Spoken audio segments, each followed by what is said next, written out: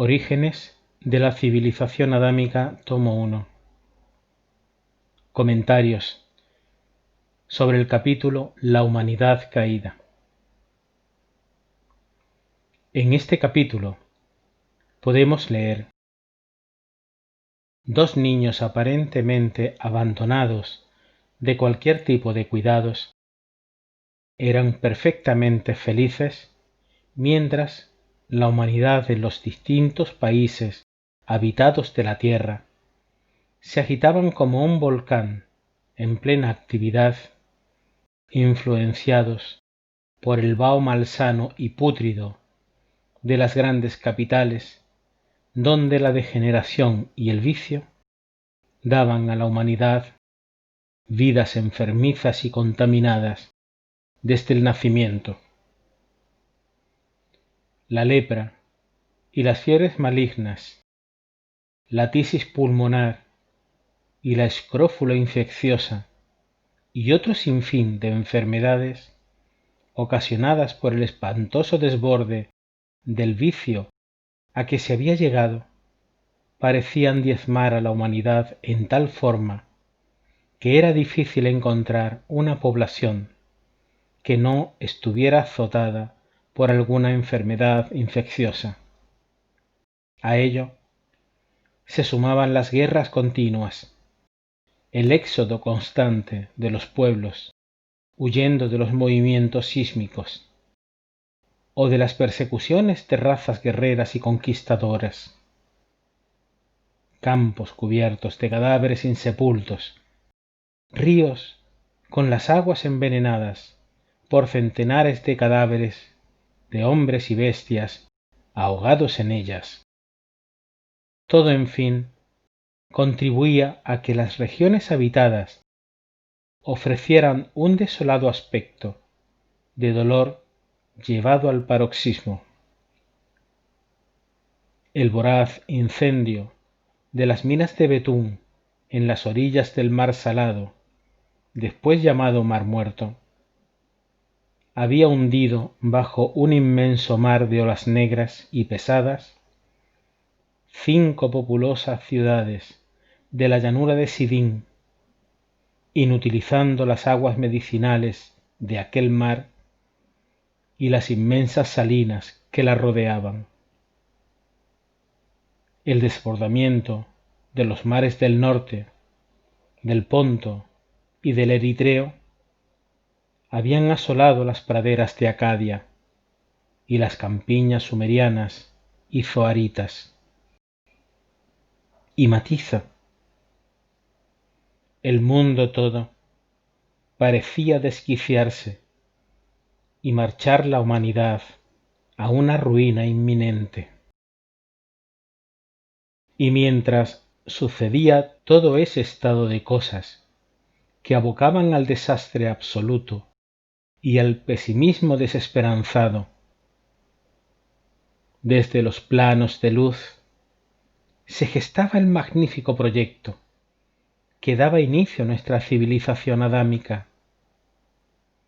gracias al Verbo Divino, que recogiendo en sí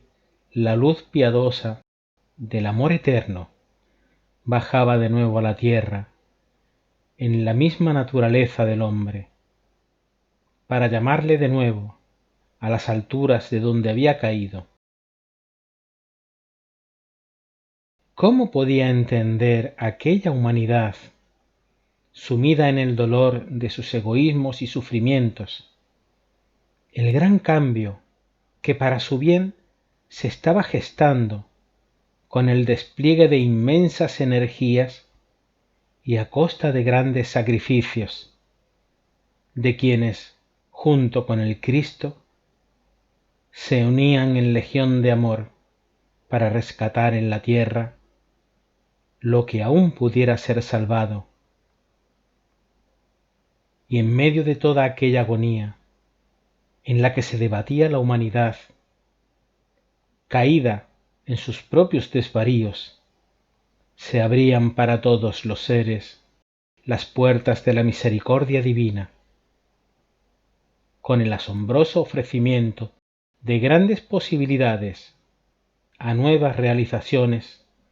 tanto individuales como colectivas, en un nuevo encuadre moral y ético, conducente a un más claro entendimiento de nuestra propia realidad espiritual, que no habría sido posible sin aquella gran transformación. Mas, ¿era acaso posible que aquel excelso y puro espíritu de luz pudiera formar materia adecuada para él en las depravadas razas que poblaban la tierra?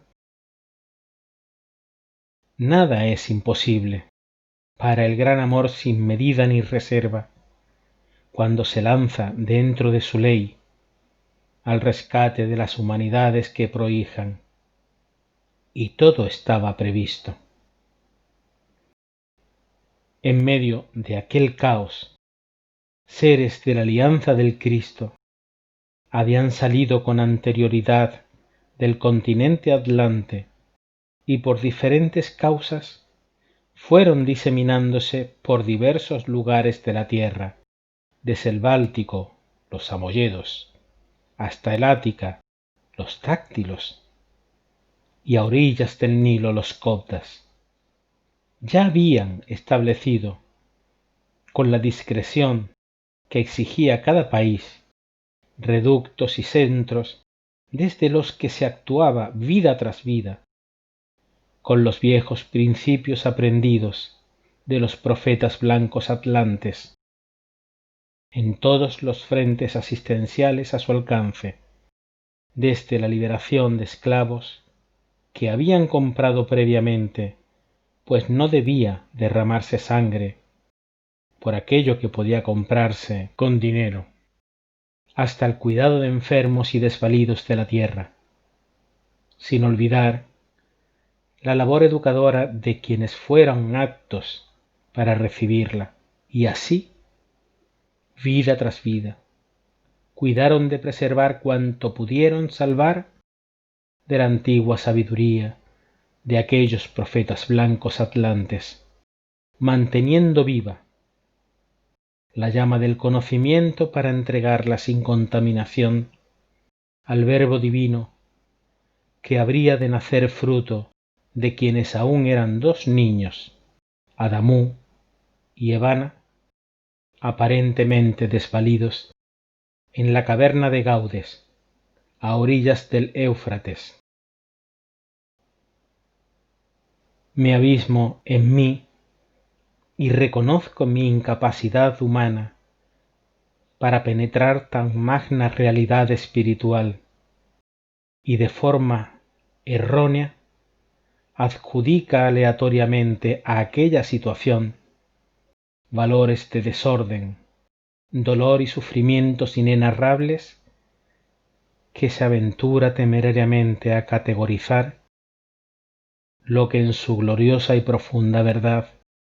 no llega a concebir. Aquí se rinde la realidad de lo aparente y toma forma lo inconcebible para mi entendimiento, que se queda ciego ante lo inconmensurable de las realidades divinas. ¿Dónde queda aquí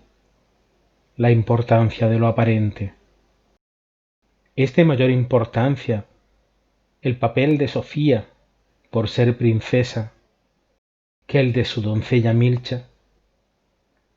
¿Tuvo mayor relevancia Aldis que el destacado jefe de la guardia Joeván? ¿Qué comprensión humana podía entender que todos los actores que obraron la transformación lo hicieron por la inevitable necesidad de aquella tremenda convulsión que hoy llamaríamos global? Tan sólo aquellos seres capaces del renunciamiento personal, que no buscan otra cosa que servir al amor a través de las herramientas que el amor otorga, fueron capaces de obrar sumisos aquel milagro, auxiliados por sus alianzas espirituales, secundando la labor del Verbo divino. Y en medio de toda aquella atrocidad y sufrimiento del que resurgió la nueva esperanza de adelanto espiritual para toda la humanidad, a costa de la inmolación voluntaria de aquel que debiera ser reverenciado por su capacidad de amar. ¿Qué importancia tiene la parca valoración que hacemos de nuestras estrechas realidades humanas? Tan solo los humildes servidores del ideal divino, incansables buscadores del porqué de las cosas divinas,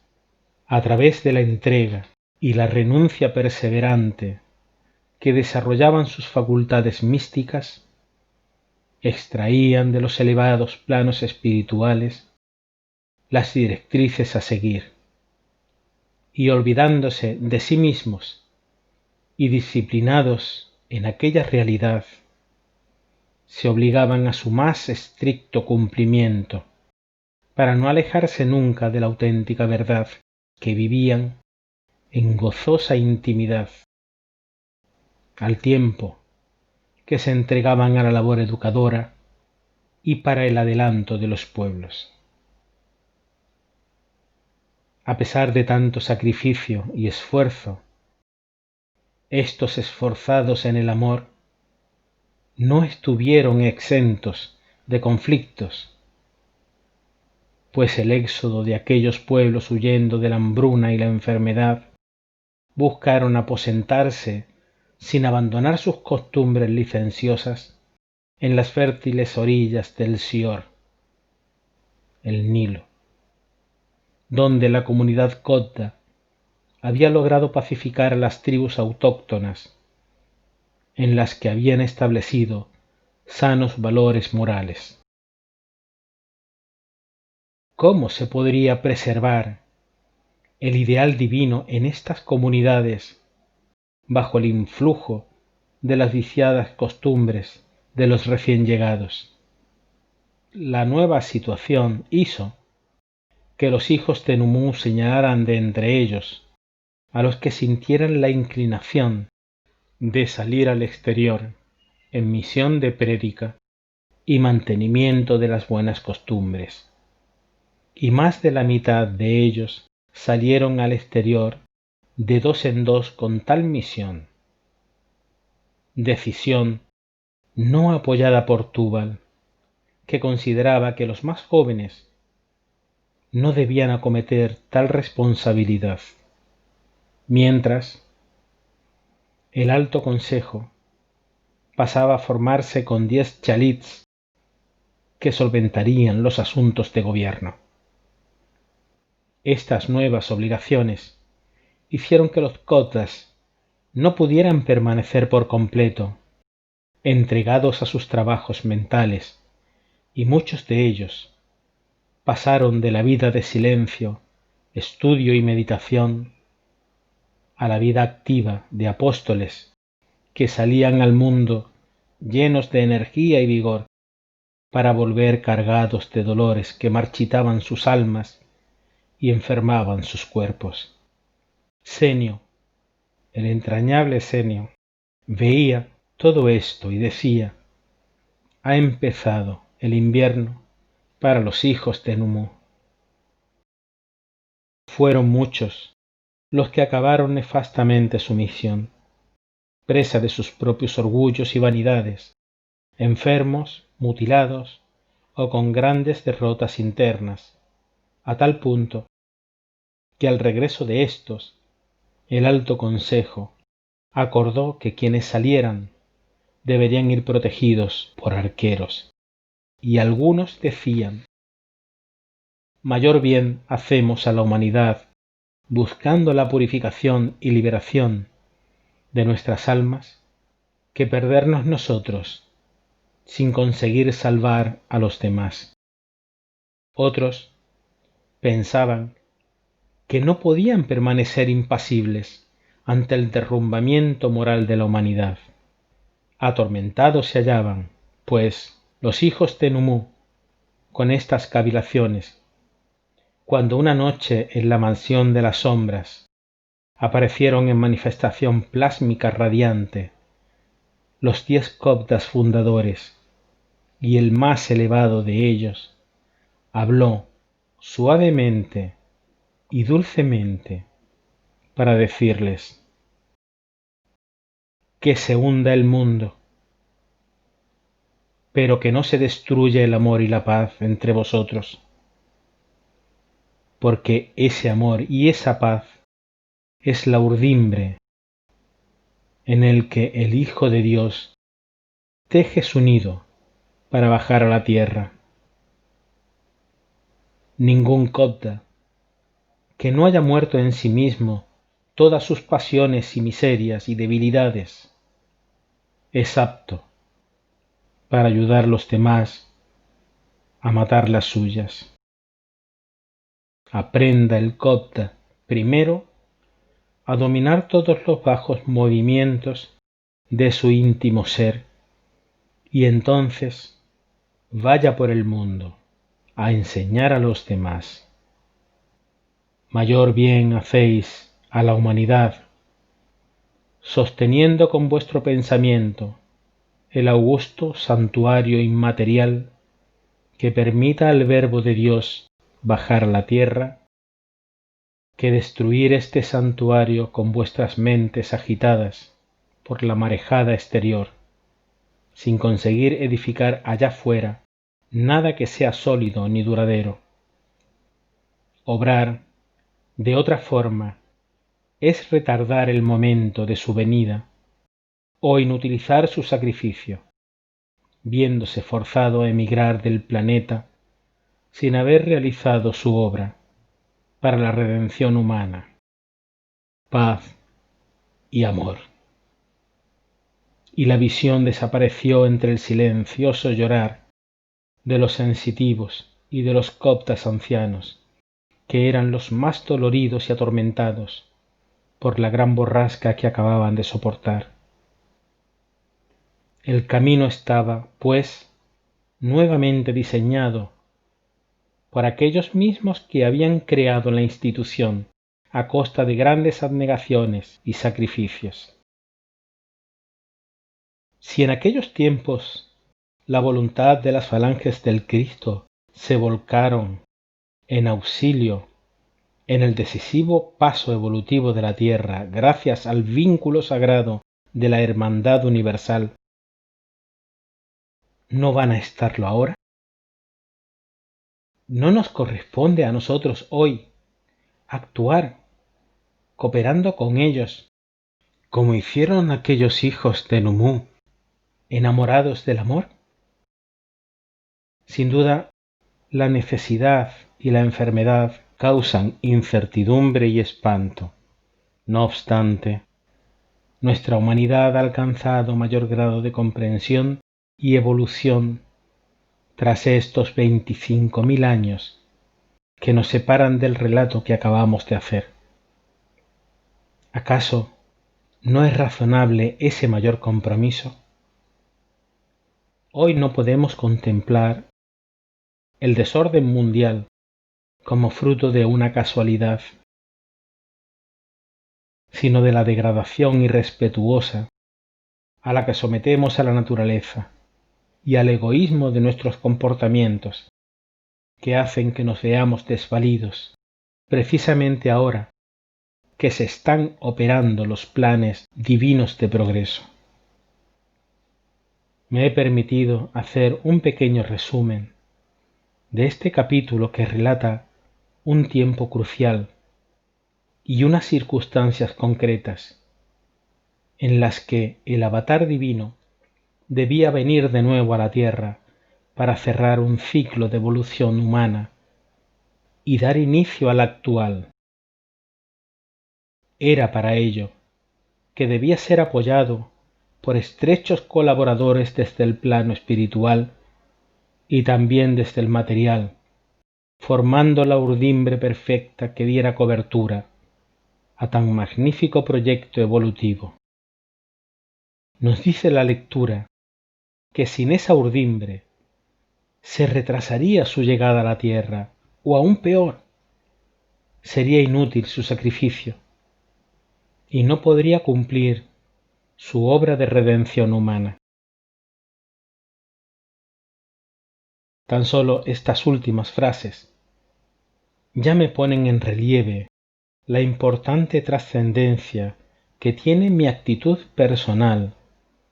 que a veces me parece intrascendente porque mi onda vibratoria es muy baja. Pero si estudio en profundidad lo que ella puede abarcar,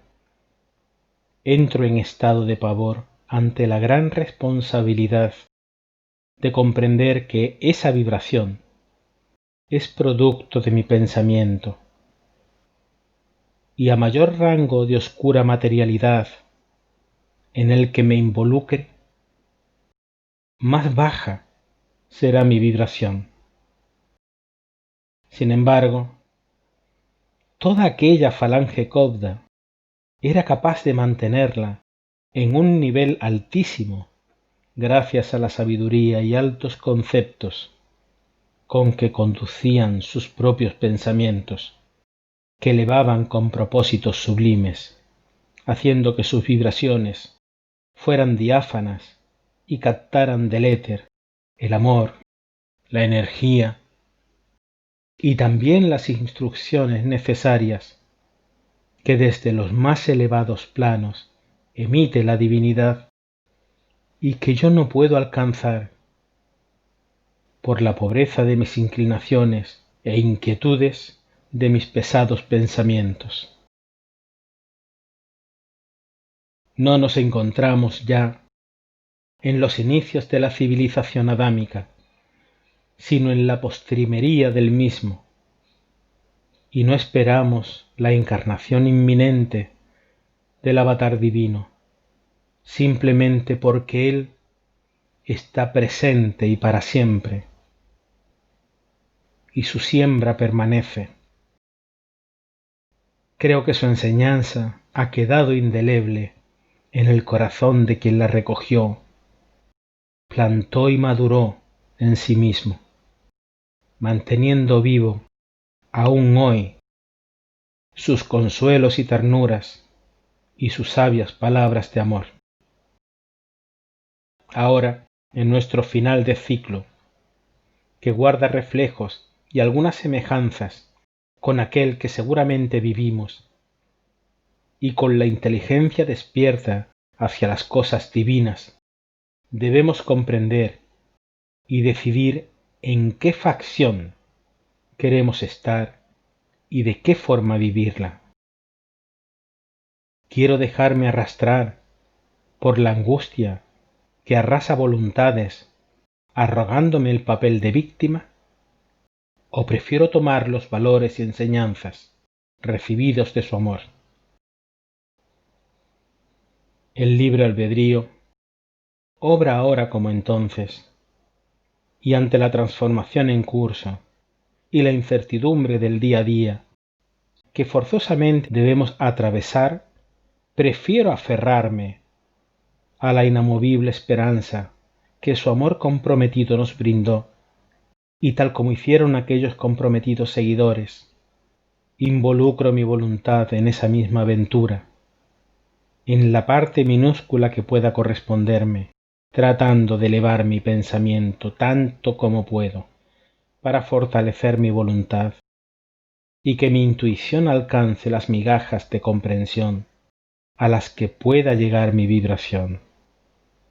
que discreta en su pequeñez se aúne a la suya y a la de tantos otros hermanos, para que nos sirvan de poderoso y confortador aliento en las circunstancias actuales, y para que por encima del dolor podamos contemplar con alegría la vieja etapa vencida y el nuevo horizonte de vencimientos en el amor y la justicia, tal como supieron ver con espiritualidad profunda nuestros admirados coptas de la prehistoria. Es por esto que me aventuro en la osadía de proponer a quienes sientan la necesidad de ese confortamiento espiritual frente a las realidades que vivimos, que hagamos dentro de nosotros mismos nuestra particular mansión de las sombras, y al entrar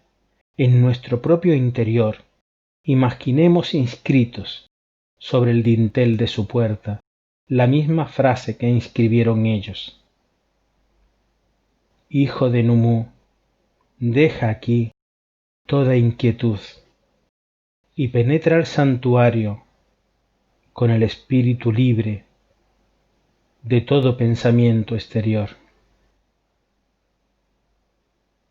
Y observemos ecuánimes y sinceros el reflejo de estas palabras en nuestro mundo íntimo.